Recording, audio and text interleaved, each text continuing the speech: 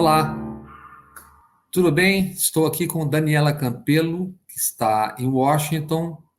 Ela vai nos dizer o que está fazendo por lá. Ela é cientista política, engenheira, com um profundo olhar entre economia e política.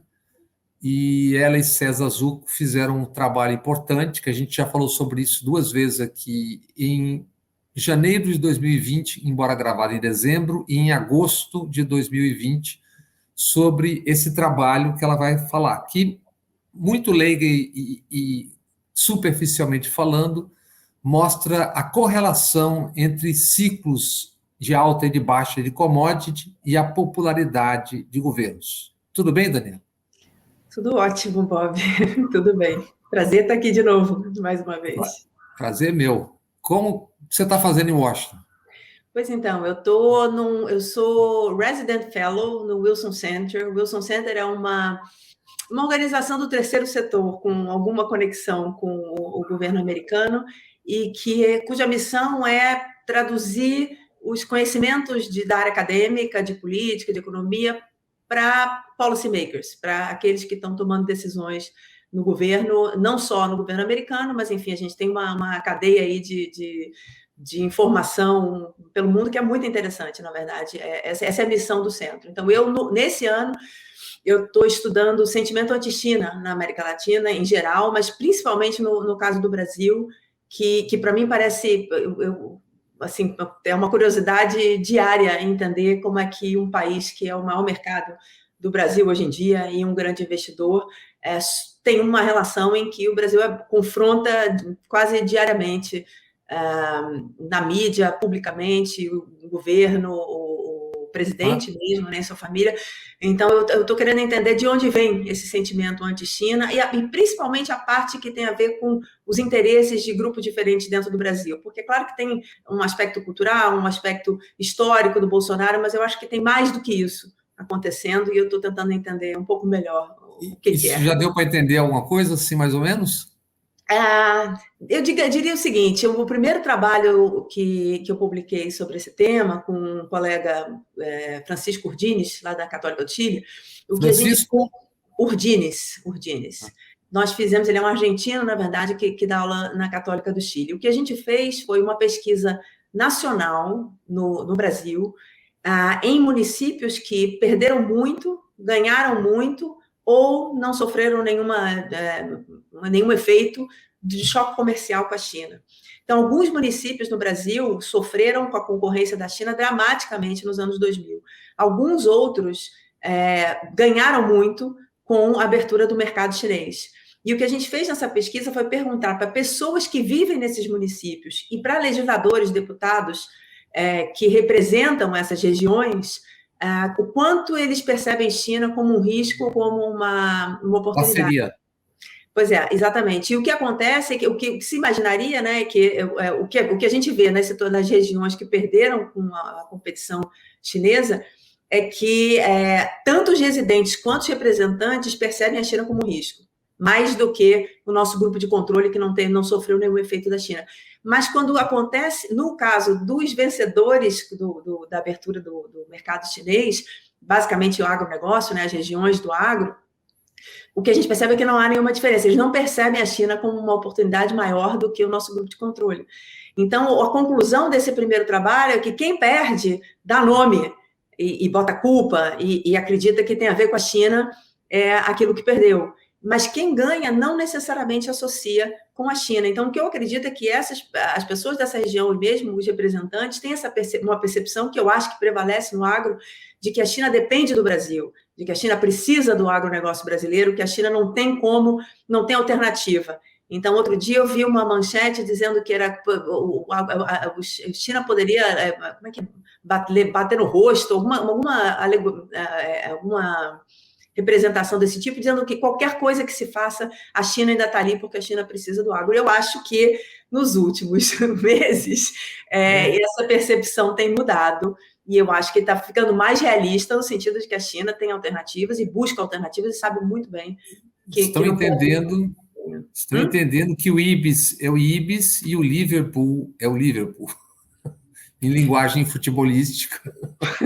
Não sei, mas o ponto é esse. Eu acho que o agro demorou muito para entender que precisa da China também, até tem vantagens comparativas, é extremamente competitivo, mas que a banda não toca desse jeito. Eu acho que com o recente bloqueio da carne, e mesmo com a pressão do IFA, né, que a China deu uma segurada durante o período mais pesado da pandemia, eu acho que ficou claro que a China sabe jogar esse jogo se necessário, e a gente vê que no 5G ficou claro que é difícil resistir, né?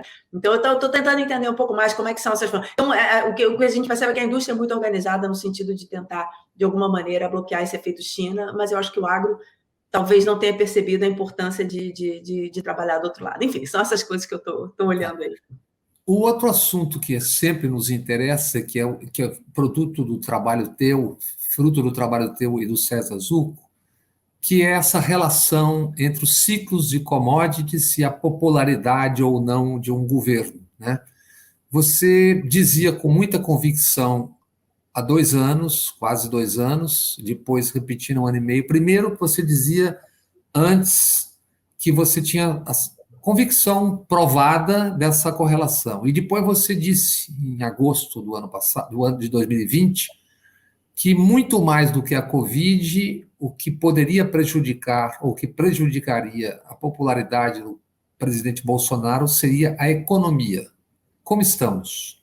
Pois é, eu acho que nesse sentido estamos corretos, porque isso, na verdade, a gente chegou a escrever um artigo, se não me engano, acho que foi da Piauí, em que a gente falava sobre isso, sobre o fato de que o Bolsonaro cometia 2 erros na gestão da pandemia. O primeiro era de achar que existia uma relação de isso ou aquilo entre a economia e cuidar da pandemia, né? Ele queria avançar com a economia e, de certa forma, fingir que a pandemia não estava acontecendo, achou que isso era possível, tinha que mandar todo mundo de volta para a rua e todo mundo trabalhando e acabar com lockdown. E o outro erro era acreditar que o que quer que acontecesse na economia, ele poderia, de alguma forma, responsabilizar outros atores políticos, no caso, na época, eram os governadores, que estavam tentando implementar os lockdowns e tentando restringir a movimentação das pessoas. De fato, eu continuo insistindo que ele errou 2 vezes.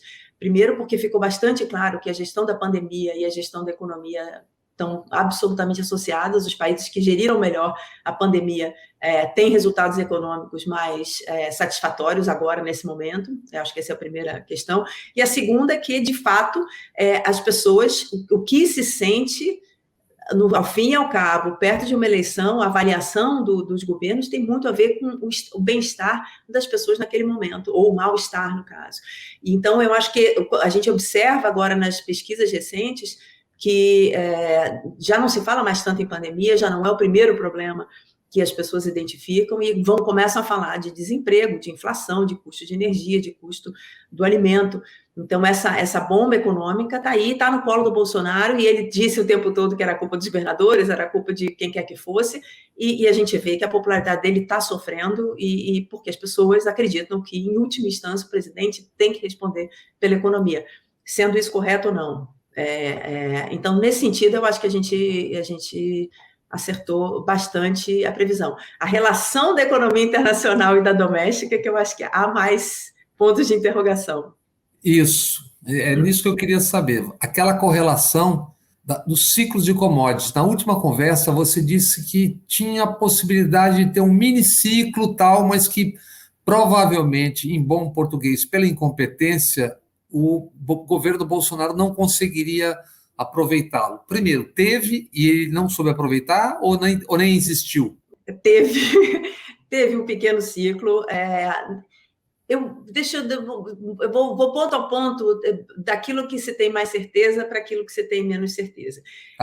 Uma previsão razoável na época que aconteceu a pandemia. A pandemia, de certa forma, é um choque exógeno, então pode ser entendido da mesma maneira como nós entendemos os ciclos de commodities e o impacto na política doméstica. É um choque externo que afetou uma série, todos os países, e teve reações distintas dos governos, alguns mais competentes, outros menos competentes, condições iniciais diferentes, naturalmente, entre os países, não dá para comparar Bolívia e Alemanha, mas é um choque externo que, em alguma medida, seria o que a gente chama de azar, né? Foi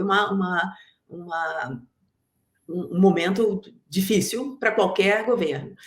Por outro lado, então à medida que a pandemia aconteceu, uma previsão bastante razoável na época, eu cheguei a conversar com o Michael Ray, The Economist, com outros jornalistas, era que aconteceria uma onda anti-incumbente nos países, de uma maneira geral. Então, eu falando especificamente... Ou seja, anti-mandatário de plantão. Anti-mandatário, anti-governo. Então, na América Latina, o que eu acho que era talvez a única previsão razoavelmente calçada aí no que a gente sabe de economia política, na literatura, seria de que seria uma reação anti-incumbente, porque a pandemia teria efeitos óbvios na economia, as pessoas estariam se sentindo muito mal e desempregadas, enfim, nessa crise que a gente está vendo hoje acontecer em maior ou menor grau nos países, e as pessoas respondem a isso tirando os governos e, dependendo do nível da frustração, mudando o regime, fazendo, enfim, mudanças mais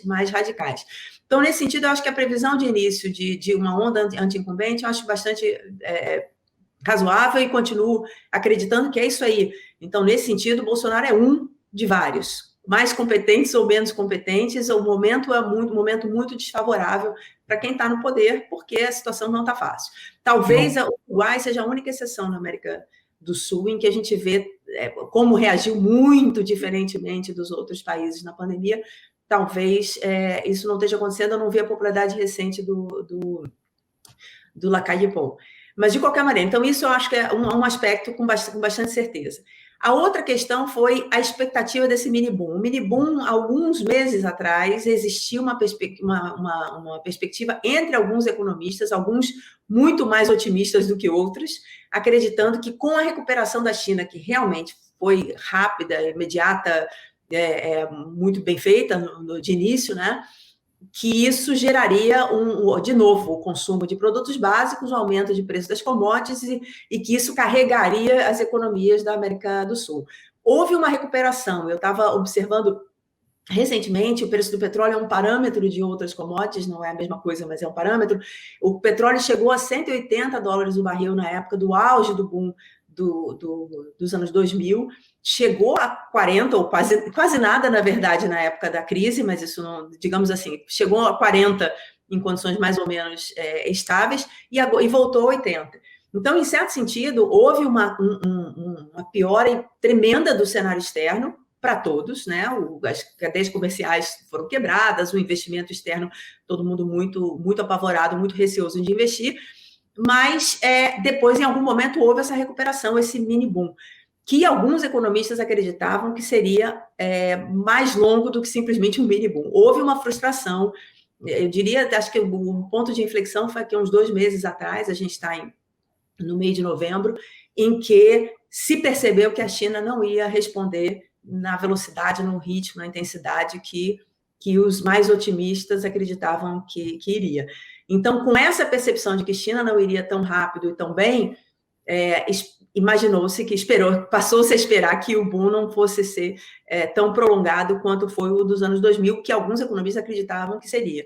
Então, nesse sentido, houve uma recuperação, sim, não houve uma recuperação do que a gente poderia imaginar, do que acontecia nos anos anteriores, ou seja, o real não se apreciou, a gente não teve aquilo tudo de bom que veio junto com a recuperação dos termos de troca nos anos 2000.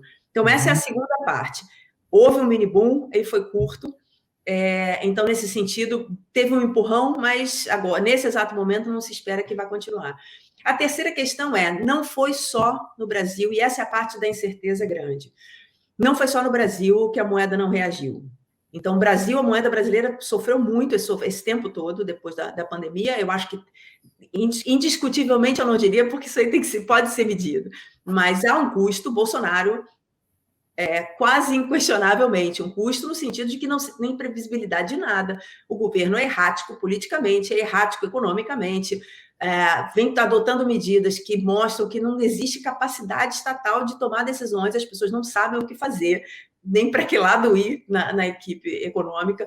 Então, isso tem um custo, sem dúvida alguma. Agora, independentemente do custo do Bolsonaro, a gente não vê a mesma reação, as mesmas coisas positivas que aconteceram nos anos 2000, com o boom dos anos 2000, não aconteceram agora com esse mini boom. Então, eu acho que tem mais do que simplesmente o custo Bolsonaro. E aí a gente pode especular aqui o que pode estar acontecendo, mas eu acho importante, é justo dizer que não é apenas o custo Bolsonaro, tem mais alguma coisa acontecendo. E que cenário você vê 2022? Evidentemente, estou me referindo à carruagem do mundo, não apenas ao Brasil, né? Onde o Brasil está inserido nisso com seus... Pois é, o mundo, na verdade, está em momentos muito diferentes. É curioso, eu estou aqui, a minha experiência hoje aqui nos Estados Unidos, eu estou muito impressionada.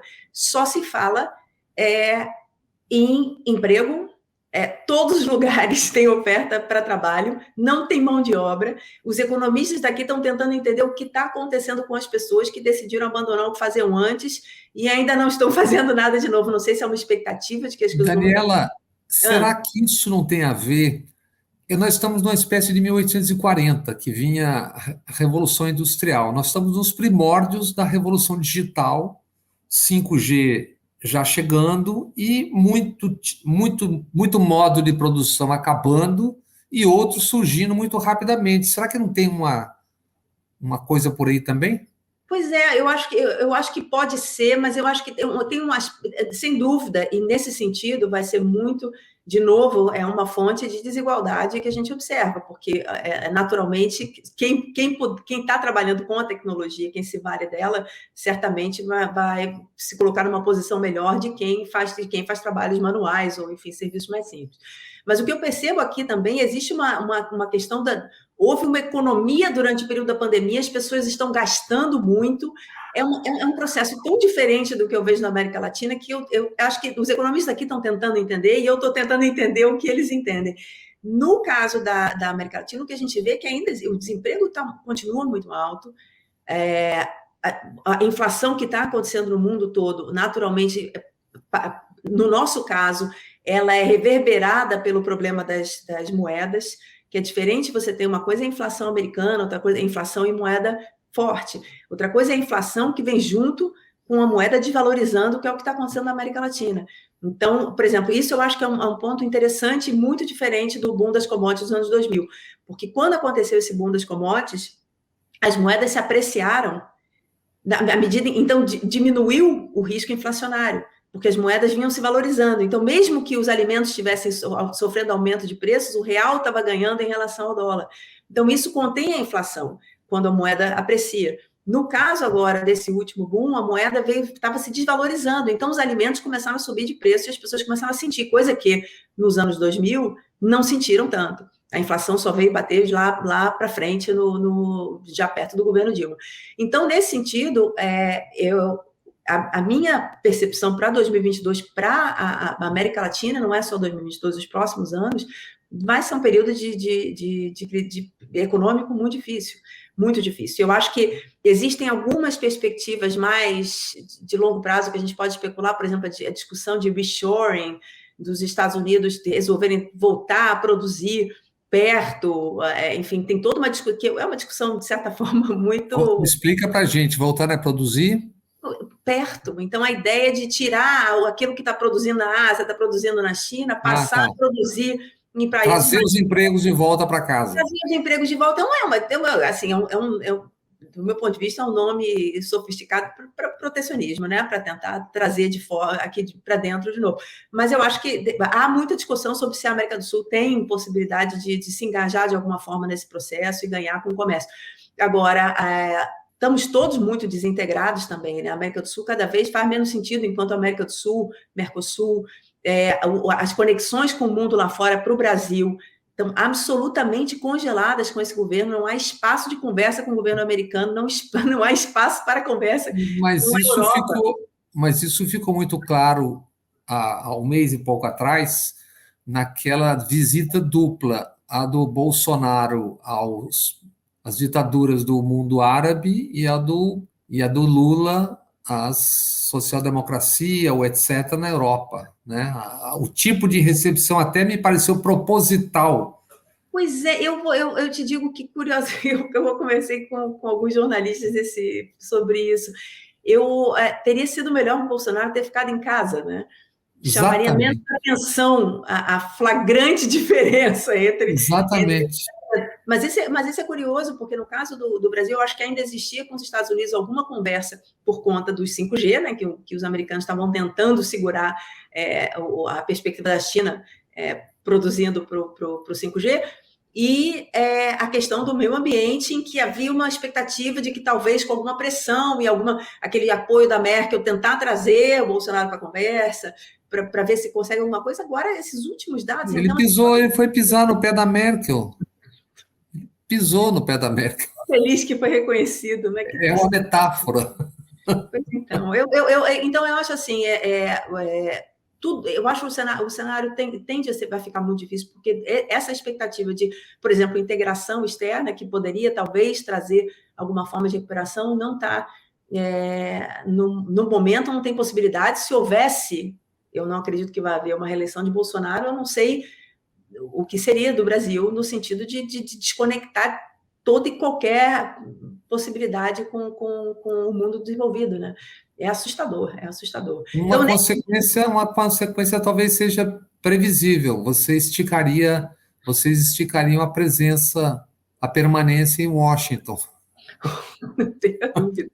Mas eu vejo assim, nesse sentido, se tem alguma coisa de positivo para dizer sobre o que eu acho que esse cenário que se avizinha aqui vai ser um cenário difícil econômico, até porque existe muita incerteza política, muita instabilidade na região, que também não propicia integração econômica, conversas entre estados, né? Está cada um muito preocupado em sobreviver aqui, juntar os cacos desse período todo difícil.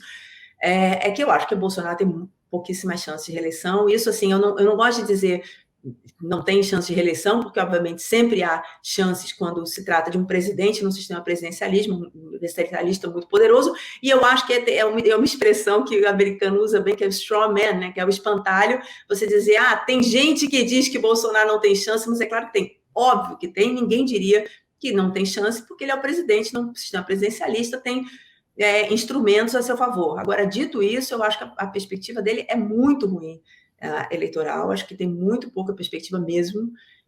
Já achava que teria, sem saber nada sobre o governo, só pelo fato de saber que ele faria uma gestão incompetente, a não ser que tivesse alguma sorte muito grande, não iria bem economicamente, porque não tinha condições de ir.